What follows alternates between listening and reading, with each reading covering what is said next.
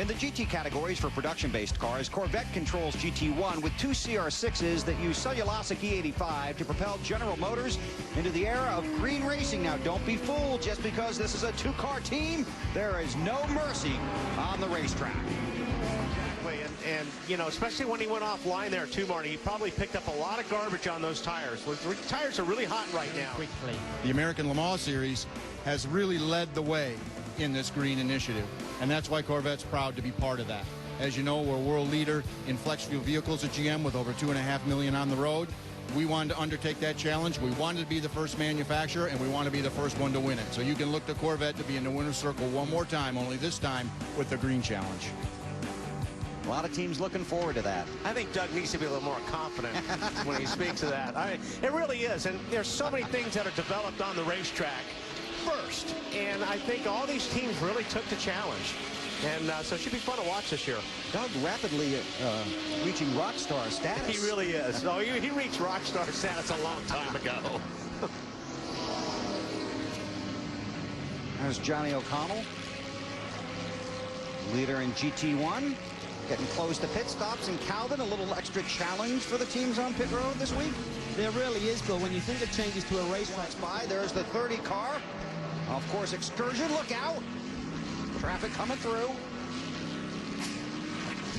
See the Corvettes. They've got a good battle going on in GT1 as well.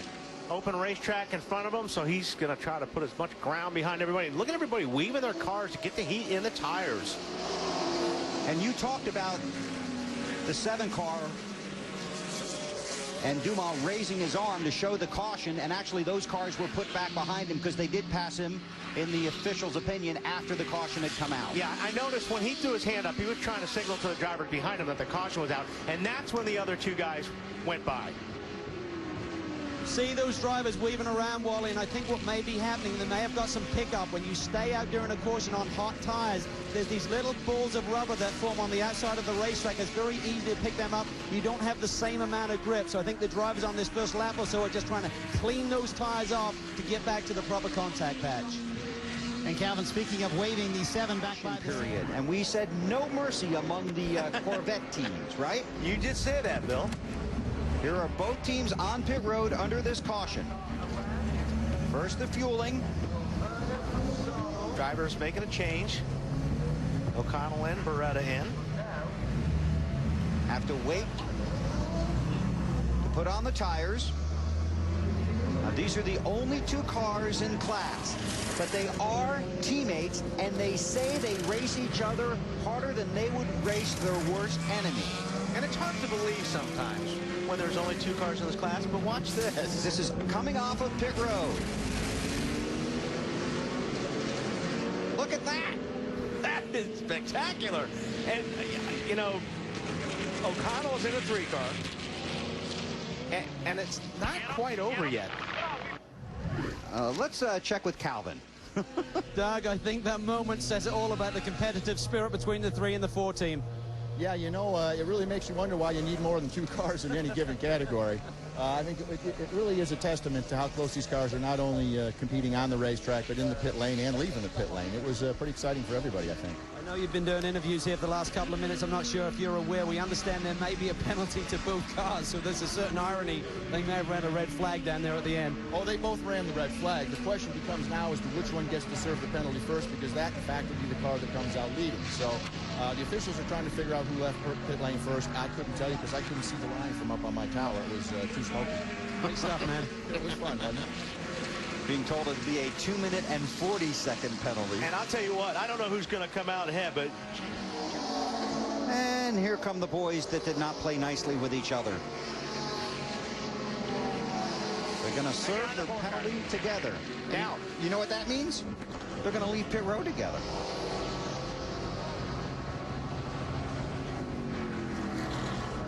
You know, rivalry's such Beautiful a... afternoon here at Mid-Ohio.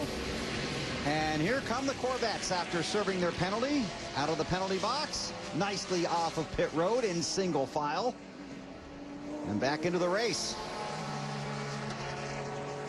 And they are right in the middle of the battle for 3rd place in GT2. And probably a little hot. Now they'll get by him now on this long straightaway. See Johnny O'Connell goes by. Now they'll be able to sort it out between themselves. Hopefully.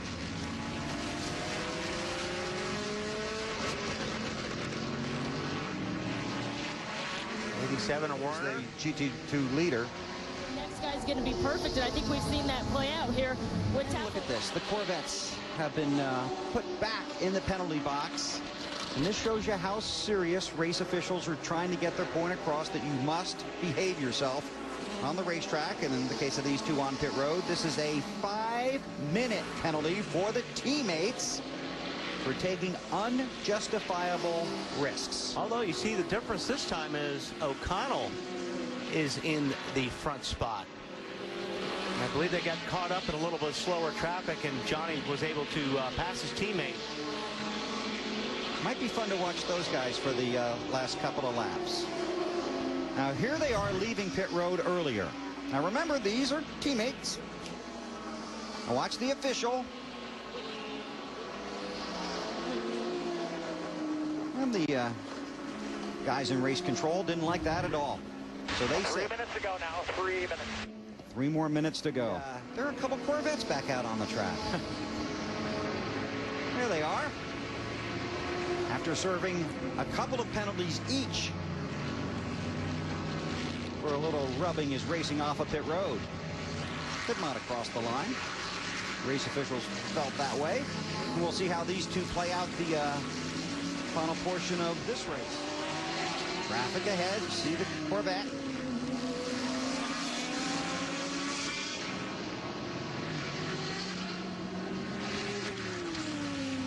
Guys in the Corvettes are great about watching their mirrors. And here are the guys that didn't play that nicely with each other, but Corvette goes to victory lane today. Johnny O'Connell and Jan Magnussen with the win, but I've got to talk about pit road. Now, you had an interesting run-in with your teammate. Who hit who first? You know what you saw was just awesome Corvette racing. I mean, everybody, each team is very... There's no lack of competitiveness, right? No, I tell you what, everybody wants to win hard, and so leaving there might have been a little bit of contact. And, a little bit, huh? Well, yeah, a little, you know, but I got to tell you what, you know, Chevrolet builds the greatest car in the world, and these Corvettes can take it. We lean on them hard, and we are so aggressive with it. You know, the Michelin tires, they gave us all that we asked for today. Yan did a super job, and, you know, our bosses, Doug Fian, Steve Weslowski, they encourage us to really show the fans what these cars can do, and man, they got to see it today. Well, there's no doubt you guys raced each other hard. They proved that today. Johnny O'Connell, Jan Magnussen with a win. Raced hard on the track and raced hard off of pit road. And here are the teammates, and you can see Jan and Johnny tied with 126 points each.